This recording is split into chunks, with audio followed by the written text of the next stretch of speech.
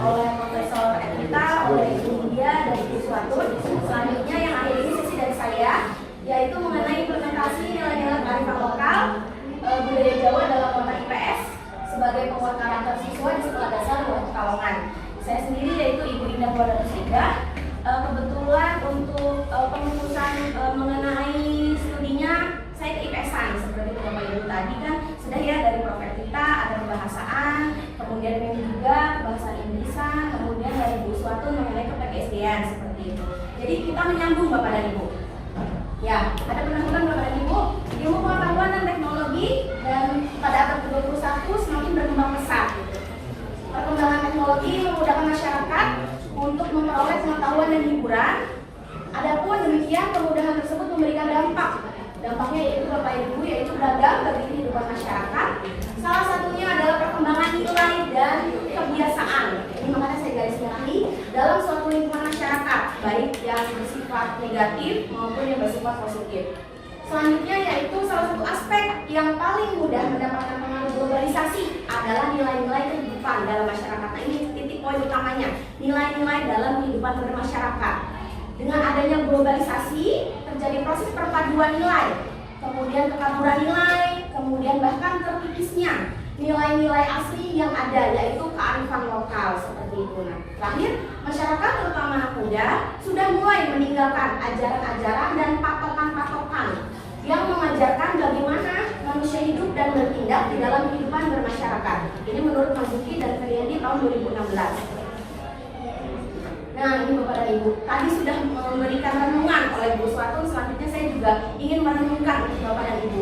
Bapak dan Ibu bisa lihat di sini ada beberapa gambar yang sebetulnya ini visualisasi saja, tetapi setiap sehari atau berapa menit sekali, beberapa jam sekali, kalau kita buka sosial media atau kita melihat keadaan lingkungan sekitar kita, atau kita mungkin mendengar dari desas-desus dari omongan, itu banyak sekali kejadian-kejadian yang memang salah satu atau keempat ini terjadi. Yang itu merupakan keresahan bagi kita sebagai seorang pendidik maupun anak didik kita yang akan berkembang nantinya dari mulai kelas 1 sampai kelas 6 bahkan seterusnya seperti apa. Salah satunya seperti nilai yang sudah tergeser, terjadi tawuran antar pelajar, kemudian terjadi tawuran-tawuran yang terjadi pemicu-pemicunya biasanya dari kampung A dan kampung B seperti itu. Kemudian juga ada bullying, tadi juga sudah dibahas ya sebelumnya oleh materi-materi yang pertama, kedua, dan ketiga. Kemudian adanya intoleransi Bapak dan Ibu. Dan yang terakhir adalah adanya kekerasan seksual. Sebetulnya banyak sekali Bapak dan Ibu mengenai nilai-nilai yang memang sudah menggeser seperti itu, nilai-nilai kenormaan kita yang terjadi yang tidak hanya sekelibat mata, tetapi mungkin sudah lama, tetapi itu karena menumpuk menjadi sebuah gunung es yang pada akhirnya bisa meledak kapan saja. Nah, ini menjadi PR sebagai kita seorang pendidik seperti itu. Apa yang akan kita tanamkan kepada peserta didik kita sekarang, saat ini, ke depannya, dan nanti setelah mereka lulus. Karena bukan hanya ilmunya saja seperti tadi arahan dari Prof. tetapi yaitu bagaimana adabnya, bagaimana mereka nanti menjadi manusia yang memang bisa diunggulkan di masyarakat, bisa menjadi seorang manusia yang punya martabat, bisa menjadi seseorang manusia tidak hanya pintar, tetapi lahirinya dan batiniahnya ini bisa dipertanggungjawabkan seperti itu.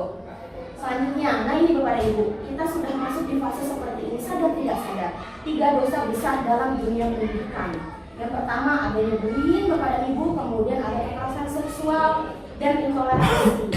Jadi Bapak dan Ibu tadi sudah dijabarkan juga oleh Prof. Edita bahwa memang kekhususannya sebetulnya banyak, tetapi memang pada akhirnya pemerintah mungkin melihat dari berbagai macam studi kasus yang ada, ya, kemudian dari berita-berita yang muncul, masalah yang muncul di setiap daerah, kemudian diakumulasi, dievaluasi, diberikan refleksi dan dilanjutkan bahwa oh iya, ternyata dari satu Indonesia ini dalam sehari, seminggu, sebulan, setahun, berapa semester, berapa periode kepemimpinan seorang presiden ini buktinya Bapak dan Ibu bahwa ternyata kita memiliki dosa besar dalam dunia pendidikan. Ini jenjangnya bukan hanya SD saja, mohon maaf ya Bapak Ibu, dari SMP, SMA dan seterusnya seperti itu.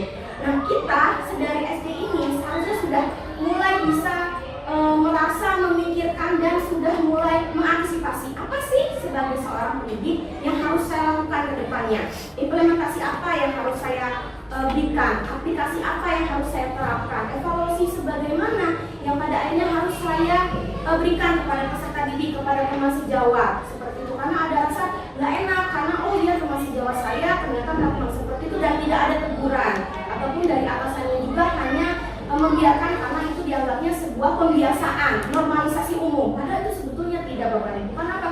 Anak-anak akan melihat, anak-anak akan mencontoh, anak-anak akan meniru, anak-anak akan merasa bahwa itu sebuah pembenaran yang jika bisa diteruskan terus-menerus dan tidak ada stopnya, jadi beranggapan bahwa ya itu sebuah hal normal. Padahal pembulian, kekerasan seksual, intoleransi itu perbuatan yang tidak terpuji seperti itu. Nah ini Bapak Ibu, menurut Komnas Penyiasa Brawijaya tahun 1997 mencantumkan beberapa nilai-nilai yang termasuk kearifan lokal khususnya budaya Jawa ya. Menurut beliau ada beberapa, ada banyak sebetulnya Bapak Ibu, tetapi hanya 1, 2, 3, 4, 5, 6 saja yang saya ambil karena menurut saya ini masih berkecimpung dan masih berhubungan dengan kegiatan Bapak dan Ibu di dalam proses pembelajaran di sekolah dasar sehari-hari. Yang pertama Bapak dan Ibu ada agedune yang artinya jangan semena-mena atau jangan sombong selama masih menjadi seorang manusia seperti itu. Kemudian yang kedua ada tata selira atau memiliki sifat tenggang rasa. Kemudian yang ketiga memiliki sifat mawas diri atau hati-hati. Kemudian selanjutnya ada budi luhur atau budi pekerti. Kemudian yang kelima ada sikap wani tombok, nah, yaitu artinya rela berkorban, bertanggung jawab. Ini masih satu pengertian yang sama. Kemudian ada sifat gemi, nastiti dan ngati-hati, yaitu cermat dan berhati-hati Bapak Ibu. Jadi sebetulnya untuk pembahasan mengenai kearifan lokal khususnya sebagai penguat karakter mengenai nilai-nilai yang diambil dalam budaya struktur Jawa itu banyak sekali Bapak Ibu. Tetapi dalam materi PPS itu kan dari berbagai sudut pandang, ada dari sisi dari sejarah, geografi, antropologi, sosiologi seperti itu. Tapi kita mengakumulasikan saja bahwa oh iya ternyata khususnya di daerah Jawa ini seperti ini loh akumulasinya, meskipun memang ada banyak sekali seperti itu. Ya, selanjutnya pendidikan karakter ini bersumber melalui kearifan lokal. Yang pertama yaitu kognitif, afektif, dan psikomotor. Nah, ini masih menyambung dengan materi dari Bu Swatun tadi seperti itu. Dimana yang pertama ada kognitif yaitu mengisi otak, mengajari dari tidak tahu menjadi tahu, dan pada tahap berikutnya dapat membudayakan akal pikiran sehingga dia dapat memfungsikan akalnya menjadi kecerdasan intelijensia seperti itu. Berarti dari otak sendiri Bapak dan Ibu ya seperti itu. Bagaimana kita mentransfer ilmu dari kita sebagai seorang pendidik kepada peserta didik kita di dalam kelas. Kemudian yang kedua ada afektif yang berkenaan dengan perasaan, emosional, pembentukan sikap dalam diri pribadi seseorang. Dengan terbentuknya sikap itu nanti munculnya rasa simpati, antipati, mencintai, membenci dan lain sebagainya. Jadi ada negatif dan ada positifnya. Kemudian yang terakhir yaitu psikomotorik adalah berkenaan dengan action, perbuatan, perilaku dan seterusnya. Hal ini juga sependapat dengan apa yang dikatakan Limpona tahun 1991. Untuk memiliki karakter yang baik maka seseorang harus menguasai tiga itu apa Bapak dan Ibu, yaitu kompetensi, yaitu moral knowing, moral feeling, dan moral action seperti itu. Ini contohnya bagian dari pendidikan karakter atau penguatan karakternya. Nah, selanjutnya Bapak Ibu untuk menanamkan bagaimana sih dari ketiga itu ditanamkan, diakumulasi, diimplementasikan, diaplikasikan seperti itu sehingga nanti munculnya adanya evaluasi, refleksi, dan pengembangan lainnya.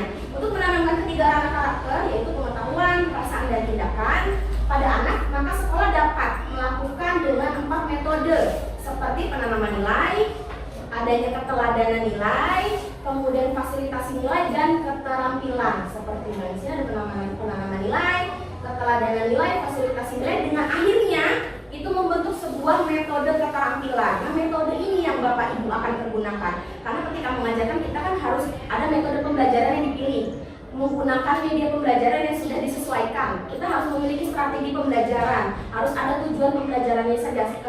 Jadi sama seperti selayaknya orang ingin berperang, tetapi jika tidak memiliki peralatan perang maka tidak bisa bertempur. Sama seorang guru pun seperti itu, masuk ke dalam kelas, membawa diri, membawa bahan ajar, tidak hanya seperti itu, tapi juga harus membekali dirinya seperti menggunakan metode yang pas, kemudian strategi pembelajaran yang sesuai, kemudian ada tujuan pembelajaran dan lain sebagainya seperti itu Bapak dan Ibu. Ya, kesimpulannya yang terakhir yaitu dengan memahami dari berbagai nilai yang terdapat pada ungkapan Jawa yang keenam tadi kepada Ibu, maka kita dapat memperoleh nilai-nilai luhur yang dapat digunakan sebagai sumber pendidikan karakter yang bersifat universal. Sedangkan untuk menanamkannya pada siswa sekolah, yaitu dapat menggunakan 4 metode yang sebelumnya, yaitu penanaman nilai, kemudian keteladanan nilai, kemudian fasilitasi nilai, dan keterampilan, sehingga nanti bisa membuat sebuah metode keterampilan yang berbasis kearifan lokal sebagai penguat karakter peserta didik, seperti itu Bapak Ibu. Nah, ya betul guys. Jadi dulu